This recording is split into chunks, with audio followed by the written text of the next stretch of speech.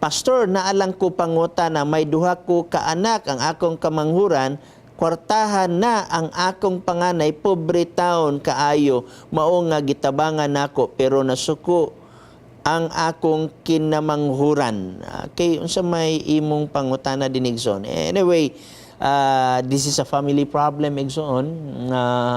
Gamito nato ang atong pagkaamahan, ato siyang tambagan.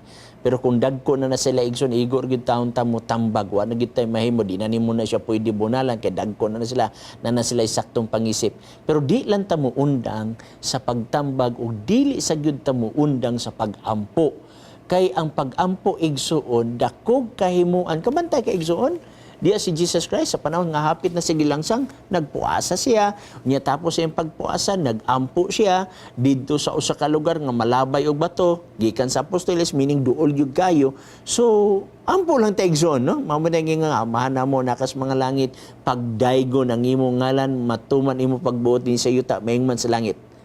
Ang kalan-on namo sa matag adlaw, ihatag kanamo karong adlaw, pasaylo kami sa mga kasalanan, maingon kami nagpasaylo sa mga nakasala kanamo. So ato silang dahil sa pagampo kay may gahom ang pagampo Igsoon, okay?